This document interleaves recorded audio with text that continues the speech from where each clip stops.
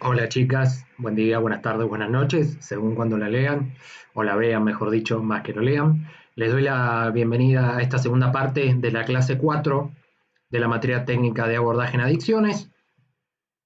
En este caso vamos a trabajar el texto de Gómez, tal como vimos en la primera parte, psicología de las drogodependencias y las adicciones. ¿Cuáles son los temas de abordaje de esta segunda parte? Vamos a trabajar el DSM-4 y el DSM-5 en relación al diagnóstico y en relación a los criterios que se plantean respecto de las adicciones o del trastorno por abuso de sustancias. En segundo lugar, vamos a trabajar el concepto de prevención desde las estrategias y desde los programas. Y en tercer lugar, vamos a hacer foco para cerrar con la unidad 1 en los dispositivos terapéuticos y en la idea de comunidad terapéutica. Como le dije, el tercer pilar de este texto va a tener que ver con el DSM-4 y DSM-5. Vamos a trabajar esto. El DSM es un manual de diagnóstico y tratamiento, es estadístico. ¿De qué es estadístico? De los trastornos mentales.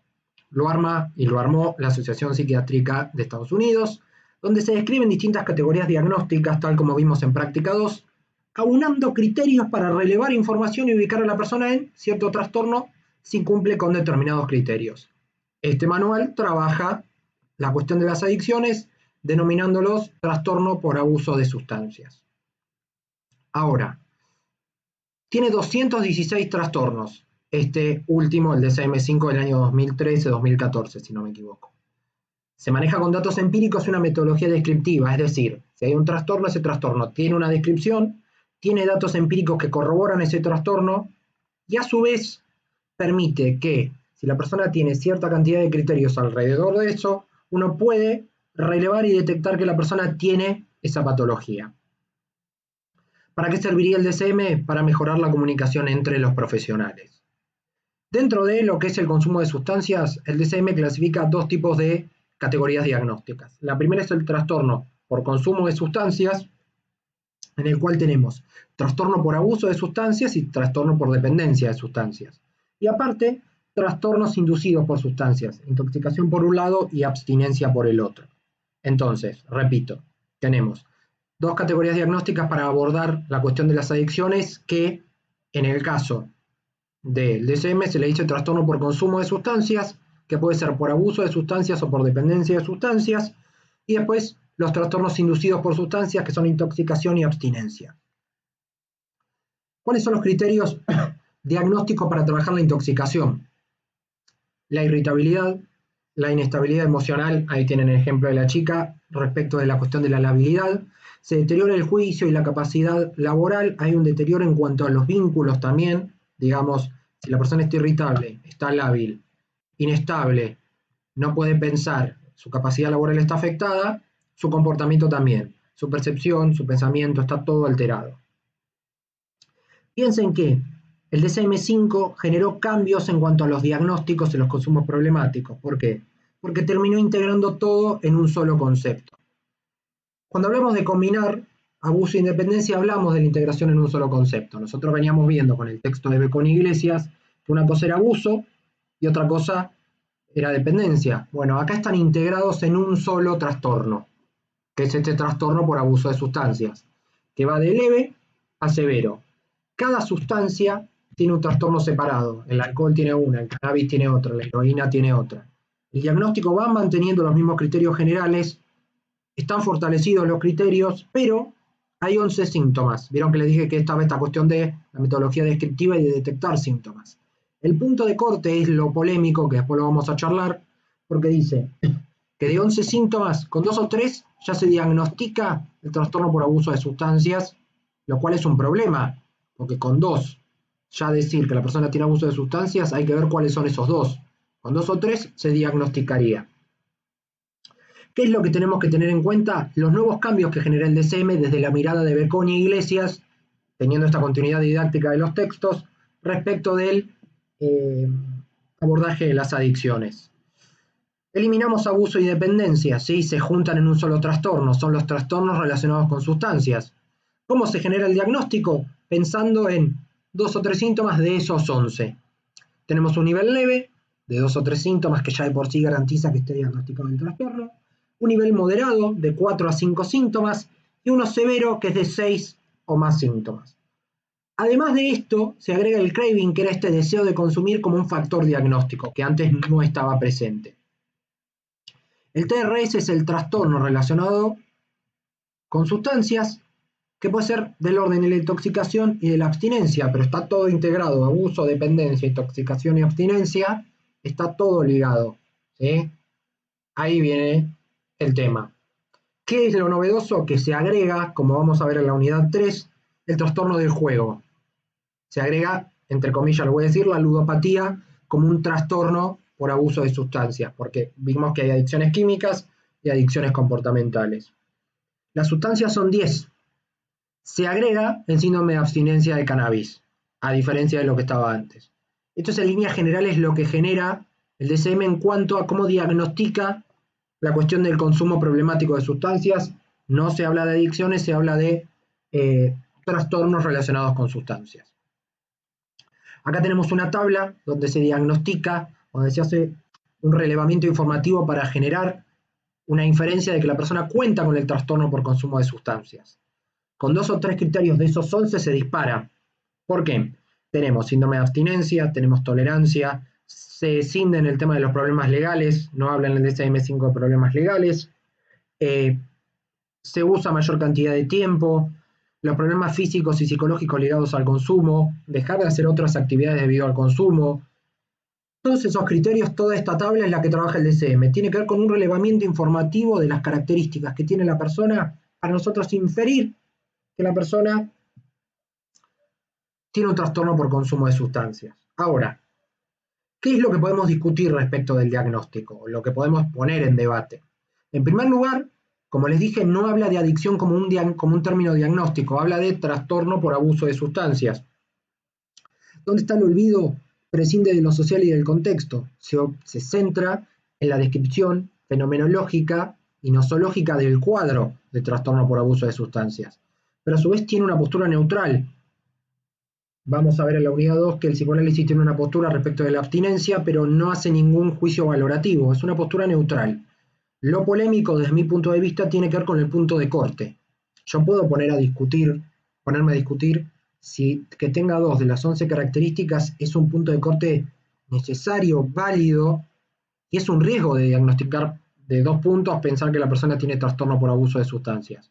Sí podemos hablar de leve, medio y severo, o leve, moderado y severo, pero estas son las cuestiones que tenemos que poner en debate. El tema de, que lo vengo diciendo toda la carrera, de no pensar al diagnóstico como una etiqueta, ese es el problema.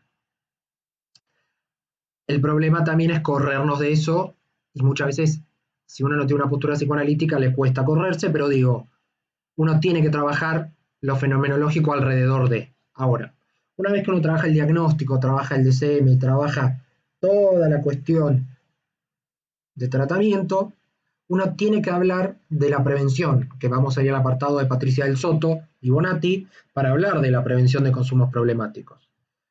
¿Cuáles son los temas centrales para que vamos a hablar, para pensar la prevención? El primero, definir qué es prevención. Después, hablar de modelos preventivos. Después, sobre la base de eso, pensar qué objetivos tienen los modelos y qué estrategias hay. La diferencia entre proyecto, plan y programa, y los modos de abordaje en relación a la prevención. Eso es lo que vamos a ver. Es necesario que la prevención sea una posibilidad y que no solamente ataquemos y hagamos reducción de daño. ¿Por qué? Porque uno desde el modelo preventivo da asistencia, da tratamiento para tratar de paliar las consecuencias. Hay que intervenir de manera integral para ver las causas, las variables y qué influye en que la persona tenga una relación problemática con el consumo de algún tóxico. Siempre el desafío principal de la prevención tiene que ver con ubicar las variables, hacer el diagnóstico, como hablábamos del DSM, y ver las herramientas alrededor del trabajo con las adicciones, o como quieran decirle, el consumo problemático.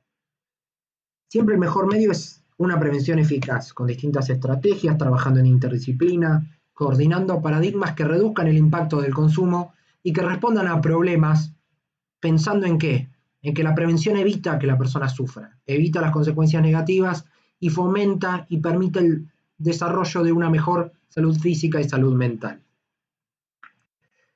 Es muy importante, más allá de lo preventivo y de la funcionalidad de la prevención, trabajar las modalidades de abordaje para encontrar las causas del consumo problemático de sustancias y encontrar los procesos que se van dando a lo largo del trabajo con las adicciones. Para eso hay que armar estrategias. De hecho, una de las modalidades de evaluación de esta materia es armar un plan, como hicimos en Práctica Profesional 2, pero ligado a las adicciones. Ahora, según el modelo en el cual yo me voy a parar, voy a tener determinada lectura o determinado corte ideológico sobre las adicciones. Y tenemos 6 modelos. El modelo ético-jurídico es el primero, el segundo es el médico-sanitario, el tercero es el psicosocial, el cuarto es el sociocultural, el quinto es el modelo de reducción de daños y riesgos y el sexto es un modelo integrador. Entonces, repito, el ético-jurídico, el médico-sanitario, el psicosocial, el sociocultural, el modelo de reducción de daños y riesgos y después el modelo integrador. El modelo ético-jurídico, como su palabra lo dice, habla del derecho, que tiene que ver con la ética, y con lo jurídico, que también tiene que ver con el derecho, pero tiene que ver con la lectura que se hace de la persona que tiene un consumo problemático. Hace foco en el delito y que si la persona transgrede por consumir y genera un delito hay una sanción legal. ¿Cómo se concibe a la sustancia acá? Como un agente corruptor. La droga misma, la cocaína, induce al delito. Viendo que la persona es inmoral, es delincuente y es responsable de su adicción. Pero la corruptibilidad o el agente corruptor es la sustancia. No se le da bola al contexto y la estrategia preventiva es la amenaza respecto al consumo o el castigo, que ahí sería la sanción legal. ¿Qué es lo que predomina acá? Todo lo que tiene que ver con lo correccional, con lo legislativo, la sanción viene al lado de la ley. Está mal consumir drogas, se te va a castigar porque estás ligándote con un agente corruptor que es la sustancia. De ahí viene la amenaza, viene el castigo y tiene que ver con concebir a la persona como un delincuente, dándole poca bola al contexto y basándonos en amenaza o castigo. El modelo médico-sanitario le da un poco más de onda y un poco más de centralidad al profesional de la salud. Y esto va en consonancia, en mi caso como profesional de la salud, de pensar cuál es la relación que tiene el sujeto con el tóxico, con la sustancia. Acá la sustancia es central. ¿Por qué? Porque la sustancia funciona como un agente agresor. La sustancia es la que genera las consecuencias negativas en la persona. Pero hay que entender que ese consumidor tiene un nexo con la sustancia y hay que ver por qué se producen los síntomas o cuáles son las causas. Acá, a diferencia del modelo ético-jurídico, en el médico sanitario lo legal no es trascendente. Sí se toma al sujeto como pasivo y receptivo a la sustancia, lo cual es un problema. ¿Por qué? Porque se lo deslinda de la responsabilidad. La persona recibe la sustancia, se genera el efecto y en realidad lo que hay que hacer es informar, hacer educación para la salud para que la persona deje de consumir y deje de tener ese papel pasivo. Desintoxicar a la persona, sacarle los hábitos mediante los remedios. Es un poco reduccionista también. ¿Por qué? Porque no hay diferenciación de comportamiento, se cambia un fármaco por otro y en realidad hay que encontrar las causas porque la persona también es responsable de sus síntomas y hay que trabajar la relación del sujeto con el tóxico. El tercer modelo es el psicosocial, en el que se trabaja el ambiente y se trabajan las cogniciones. ¿Qué pasa con el modelo psicosocial? A diferencia de los anteriores, el sujeto tiene un papel activo. ¿Por qué? Porque en las adicciones son un problema humano. Entonces hay que entender que hay una toma de decisiones de consumir o no consumir, entra en juego en riesgo la protección, entra el ambiente, entra lo social, prescindiendo de lo legal y de los correlatos físicos, lo cual es un problema. Este modelo psicosocial es punta de lanza para pensar lo que vimos en el video anterior de las teorías cognitivas, todo lo que vimos de Beck, lo de la conducta planificada de Aschen también y Fishburne, todo. Ahora, siempre piensen que hay que trabajar la comunicación, la toma de decisiones y en ese lugar entramos los acompañantes terapéuticos para generar hábitos saludables y un nuevo plan de vida en consecuencia. Siempre el ambiente es relevante porque influye en la persona y las estrategias que se van a utilizar acá van a tener que ver con generar nuevos hábitos y comportamientos alternos al consumo de sustancias. Siguiendo la misma línea del ambiente, en este caso vamos a hablar de lo sociocultural. Pero el ambiente no lo liga tanto a las cogniciones con la responsabilidad que tiene el sujeto respecto a la percepción, sino que tiene que ver con la vulnerabilidad. Es un paradigma ambientalista porque se le da preponderancia al entorno y se entiende que la droga es un fenómeno social. Se busca la reducción de daño, los programas comunitarios y las redes institucionales alrededor de esa persona vulnerable son la punta de lanza y lo central para poder trabajar todo. ¿Por qué? Porque hay que mejorar las condiciones de vida en cuanto a lo local, al desarrollo territorial, a la acción con la persona vulnerable. Son muy importantes las políticas públicas en cuanto a que la persona pueda acceder a un tratamiento digno, a la salud y al bienestar. El problema, a diferencia de lo que venimos hablando, es que se le da poca bola a la persona y a la relación del sujeto con el tóxico, y se le da poca bola al tóxico y al vínculo entre la persona y el tóxico. Eso también hay que trabajarlo, no es responsabilidad netamente del ambiente y de lo social. Para eso, podemos pensar en esta vulnerabilidad, en engancharlo con lo que es la estrategia paliativa, con el modelo de reducción de daños y riesgos que es muy común. Este es un nuevo paradigma preventivo que tiene que ver con atemperar, amortiguar el impacto del consumo de sustancias. Acá el sujeto no es activo o pasivo, acá el sujeto es sujeto de derecho, el individuo es sujeto de derecho. Puede tomar decisiones con un sistema de valores propio y no hay que tener ni prejuicios ni estereotipos respecto de la persona que consume, porque las decisiones las va a tomar en función de su sistema de creencias. Por eso es muy importante, como dije en el video anterior, trabajar las creencias, los esquemas y las actitudes en relación al consumo. Las estrategias sí van a tener que ver netamente con mantener a la persona viva, que pueda estar en abstinencia y que pueda mantenerse viva. Surgen en Holanda y en el Reino Unido en la década del 80 estos modelos de reducción de daños, en el cual se promovían hábitos saludables, estilos de vida, pero la abstinencia no es el objetivo principal. Lo que se busca es prevenir y minimizar, reducir el daño y el riesgo en función del consumo de drogas. Por eso puse que es una estrategia paliativa.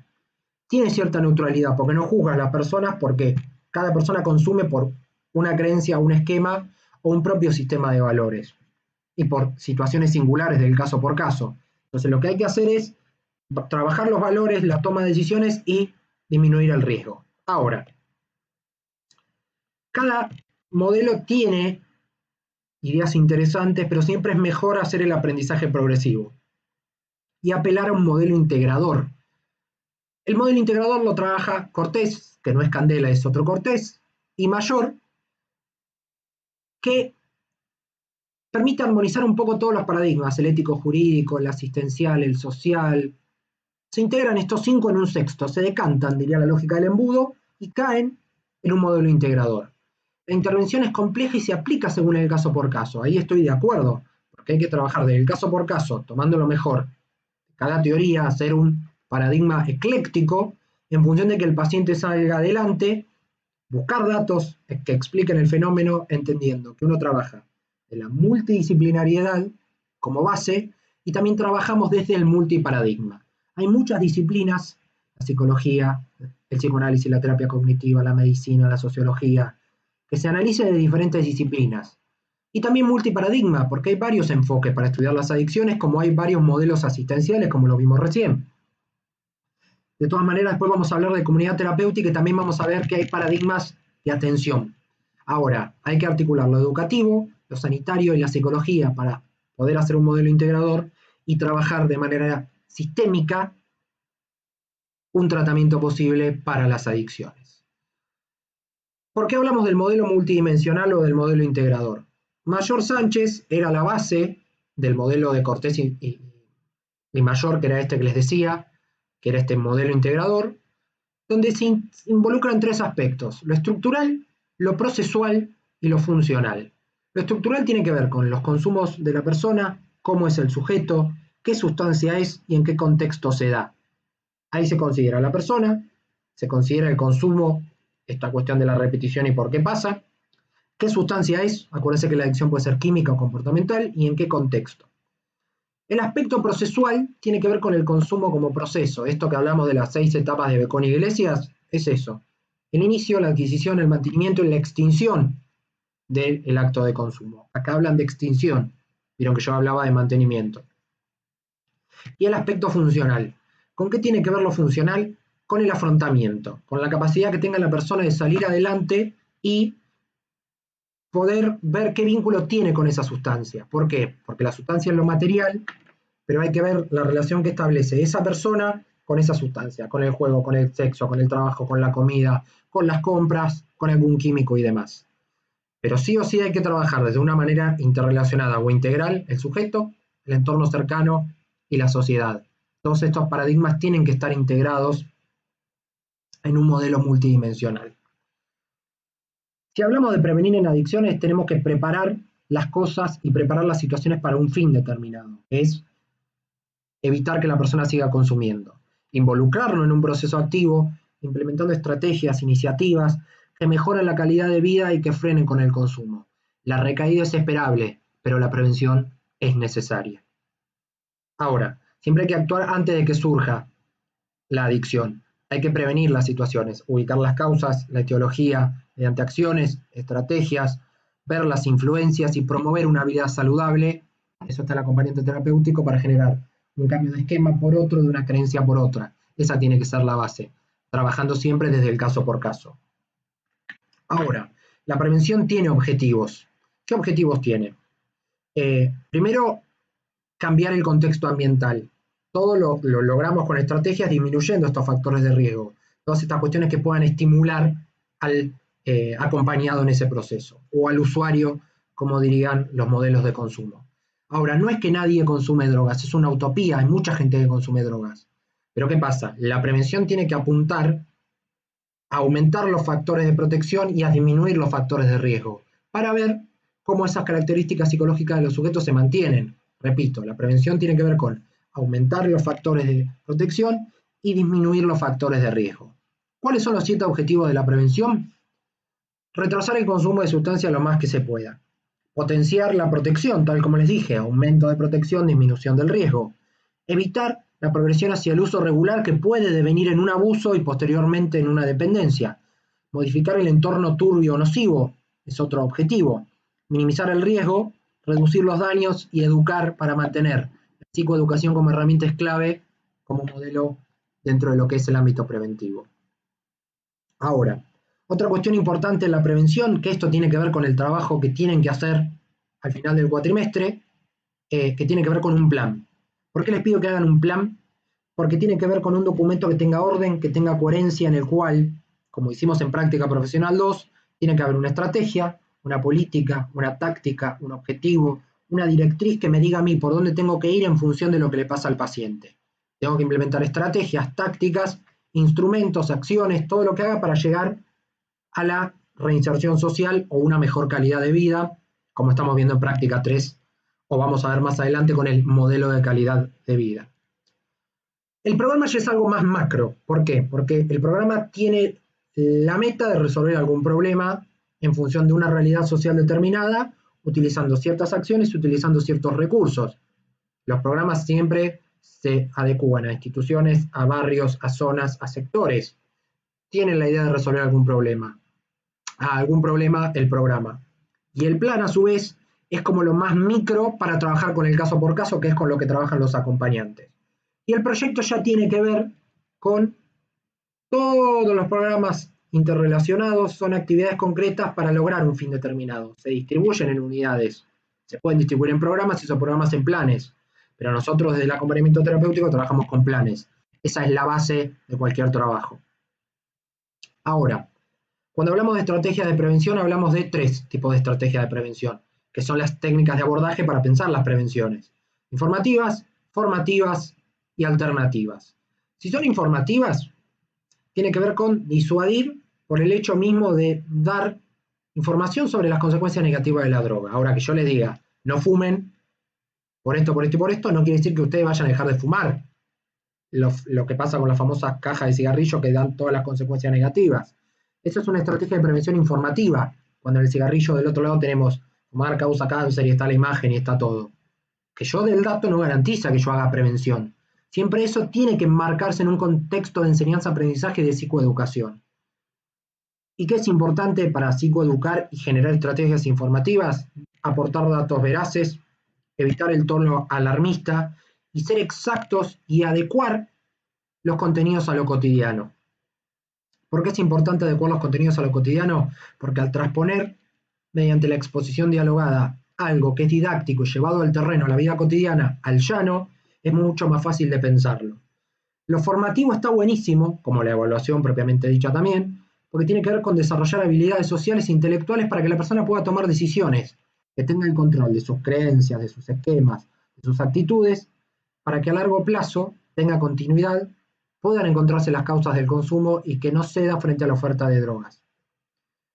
Y hay también estrategias alternativas que son con las que trabaja el acompañante terapéutico. Trabaja uno con lo informativo desde la psicoeducación, desde lo formativo con la estrategia y desde lo alternativo cambiando los esquemas y las creencias o actitudes por otras actividades. Cambiar el consumo por deporte, escritura, pintura, por tener algún emprendimiento. Las estrategias de prevención son importantes porque todas, desde el acompañamiento terapéutico y desde la salud mental propiamente dicha, nos permiten trabajar en un contexto más saludable. Y para ir terminando, vamos a hablar, y esto es un poco más extenso, de la comunidad terapéutica como dispositivo. ¿Por qué es importante hablar de la comunidad terapéutica? La comunidad terapéutica tiene fama de ser una institución rígida, verticalista, orientada a que la persona esté limpia, no consuma y que tenga que respetar a la institución por sobre cualquier otra cosa. Ahora, para poder trabajar en las problemáticas de las adicciones y del consumo y el abuso de sustancias, mejor dicho, hay que pensar que el consumo tiene que ser problemático basándonos en un diagnóstico, como ya lo vimos.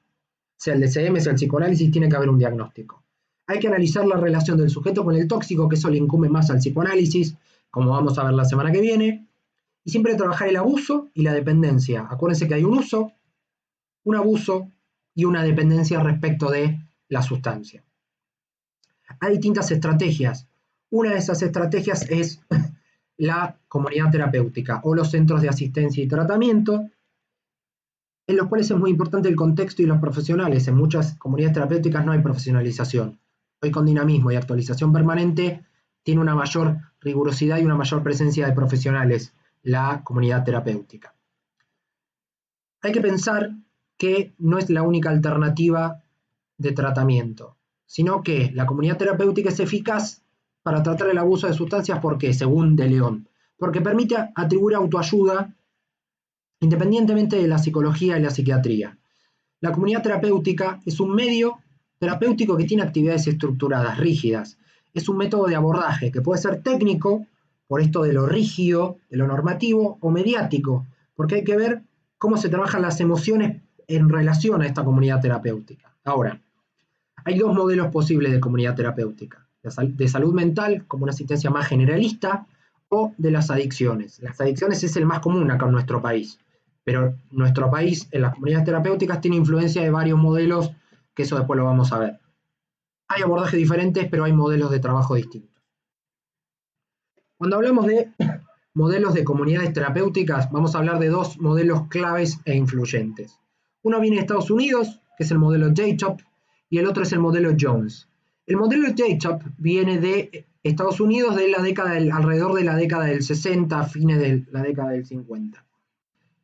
No tenía profesionales al principio y después se empiezan a incorporar. Se hablaba de la autoayuda, de un modelo verticalista, jerarquizado. Solamente se trabajaba el consumo de drogas y las estancias eran prolongadas, lo que serían las famosas granjas hoy. Solamente era la base la abstinencia, que la persona deje de consumir. Era un modelo libre de drogas. No se desarrolla alternativas para el abordaje familiar, no se consideraba la familia. Era algo más superficial. La idea es que haya abstinencia. En cambio, en el modelo Jones, que es del Reino Unido y es anterior, que es de 1947, la composición era netamente profesional. Y se trabajaba desde un modelo más democrático, aprendizaje social desde la psiquiatría comunitaria. Era una estructura más horizontal y democrática, las decisiones entre profesional y paciente estaban más consensuadas. El problema es que siempre va a haber una asimetría, y esa es la crítica en el modelo Jones.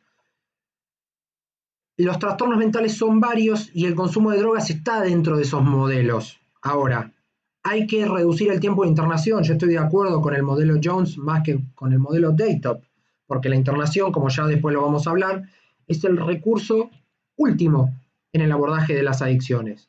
Se trabaja la madurez y la responsabilidad con el paciente, pero siempre desde lo democrático, lo horizontal y desde la psiquiatría comunitaria. Y se intenta incluir a la familia en el tratamiento, lo cual es absolutamente clave.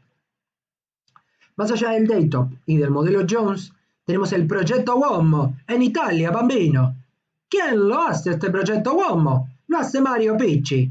¿Quién es Mario Picci?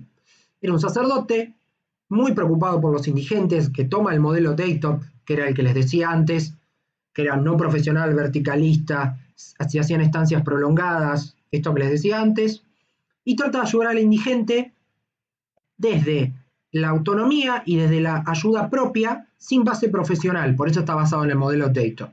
A posteriori viene Franco Basaglia a trabajar todo. Tiene una influencia de la psiquiatría democrática y del proceso de desmanicomialización, y hay que romper con el manicomio como modelo médico hegemónico. Viene a romper con esto. El padre Mario Picci viene a romper con esto. Sería la iglesia que ayuda. ¿Qué pasa con el proyecto Uomo? ¿Qué características tiene el proyecto Uomo? Es un esquema de autoayuda no profesionalizado. Se trabaja con el indigente, con la persona vulnerable, para reducir el consumo en estancias prolongadas. Se empiezan a tener iniciativas de investigación, de formación, y de a poquito, despacito, pasito a pasito, se empieza a hacer un programa educativo terapéutico integral, pero siempre con dispositivos grupales, donde el régimen era un premio o un castigo en función de un orden interno. Si el proyecto Uomo respetaba determinadas cuestiones, al paciente se lo premiaba, y si no, se lo castigaba, lo cual termina siendo un problema porque se termina hablando de algo conductual, no se va a la causa, se habla de un refuerzo positivo o negativo. Como está basado en el modelo Daytop, ahí se produce un aislamiento social y se logra la abstinencia por el aislamiento. Es esto que vemos en Psicopato 1 de la vieja mirada de que al problemático o a la persona que tenía alguna patología grave se lo segregaba, es lo mismo, salvo que acá se incorpora la familia. Y se trabaja con el paciente desde la admisión, el ingreso y la reinserción. Ahora, más allá del modelo Daytop, del modelo Jones y del modelo del Progetto Uomo, ¿cómo garantizo un abordaje exitoso de las adicciones para generar un tratamiento? Con varios conceptos que ahí los tenemos. Primero hay que generar equipos técnicos, profesionales que desde un tratamiento integral le den jerarquía y reconocimiento profesional a que las adicciones no tienen que ver con la autoayuda, sino que son una patología que se puede trabajar, una repetición patológica y compulsiva que se puede trabajar. ¿Cuál es la mejor opción? La asistencia ambulatoria. Hay que ver la duración, los resultados, pero tratar de evitar la internación, porque muchas veces la internación tiene que ver con algo capitalista y tiene que ver con un lucro económico. La internación prolongada, como planteaba el modelo Daytop, termina siendo baja en la efectividad y en la valoración diagnóstica, porque tiene que haber una profesionalización. Al no haber profesionales, en el modelo Daytop había algo más superficial, en cambio en el modelo Jones había una jerarquía. Por eso el proyecto Uomo fue virando del Daytop al modelo Jones. Ahora, la internación siempre tiene que darse cuando es el último recurso, cuando es necesaria, excepcional y breve, de corta duración, para revisar la abstinencia y reforzar el diagnóstico. Es muy importante trabajar en las adicciones desde el caso por caso, evitar, chicas, y el que vea este video, el café para todos. ¿Por qué? Darle el mismo tratamiento a todos es como darle café a todos, y no a todas las personas les gusta el café. A algunos les gusta el té, a otros les gusta el mate, a otros les gusta el café con leche, a otros les gusta el té con leche. Siempre hay que trabajar las adicciones desde el caso por caso, hacer estrategias singulares, tácticas singulares, en función del consumo y de la persona. Todas las estrategias van a estar diferenciadas. Hay tratamientos para mujeres que consumen, para adultos mayores que consumen, para hombres que consumen o personas de ciertos sectores que consumen. Otros dos conceptos para hacer el abordaje exitoso de las adicciones tienen que ver con ¿qué? Con la reinserción social, que nunca tiene que desconectarse del mundo exterior, se tiene que conectar desde el vamos con el tratamiento y con la realidad, no se tiene que correr de la realidad. Y otra cuestión importante más allá de la reinserción social es el concepto de comorbilidad o patología dual. Hay una coexistencia de un trastorno por abuso de sustancias, o sea, una problemática adictiva, y un trastorno psiquiátrico, dice el DSM. ¿Qué diría yo del psicoanálisis? Las adicciones como fenómeno son un síntoma que se tiene que ligar a un diagnóstico estructural, neurosis, psicosis o perversión. Eso es la comorbilidad, saber que hay algo estructural o diagnóstico y que hay algo que es propio de las adicciones como fenómeno. Para ir cerrando, De León define a las comunidades terapéuticas con esta frase. Básicamente dice que ninguna comunidad terapéutica se parece a otra. Sus culturas evolucionan de manera única. como si se tratara de comunidades separadas, autocontenidas, además de las diferencias más obvias debidas a los diferentes tipos de personas que acuden a ellas, a la experiencia del personal, la edad del programa, tamaños y recursos, las diferencias en las creencias y el estilo de liderazgo podrían también evolucionar. ¿A qué me refiero con esto? ¿O por qué tomé esta frase? Todas las comunidades terapéuticas, por más que esté el modelo Daytop, el modelo Jones, el modelo Proyecto WOMO, ¿qué es lo que pasa? Cada institución funciona de manera individual. Tiene sus hábitos, sus bordes, sus costumbres, sus normas, sus modalidades de ingreso. Tiene que haber una evolución de las comunidades terapéuticas para trabajar desde la profesionalidad, desde el caso por caso, para poder lograr que la inserción social y el punto de corte no sea el 2 de 11. El punto de corte sea la posibilidad de progresar. Finalmente, para ir cerrando, ¿qué es lo que debemos pensar? Que todos los modelos de trabajo son útiles, sea el ético jurídico, el de reducción de daños, el integrador es el más necesario, pero hay que apuntar al aprendizaje social, a que la persona sea responsable de las pautas de consumo, de por qué consume y de la relación que establece con ese tóxico. Es importante lo terapéutico, pero también es importante lo educativo, para fusionar y lograr un éxito en el tratamiento y en las estrategias que nosotros mismos como acompañantes terapéuticos pensemos. Siempre hay que buscar lo saludable, en comunidad, en grupalidad, con un otro.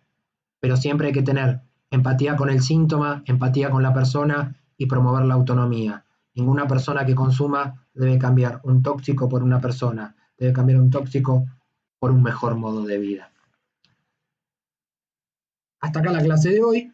¿Qué es lo que vamos a ver la clase que viene? Que como ya saben va a ser grabada. Vamos a trabajar la segunda parte del libro de Gómez y vamos a abordar la cuestión de la perspectiva histórica de las adicciones, los medios de comunicación desde la mirada de Florencia Serena, qué pasa con las nuevas formas de consumo hoy, y vamos a trabajar las adicciones comportamentales o las adicciones conductuales desde la mirada de Leticia Luque.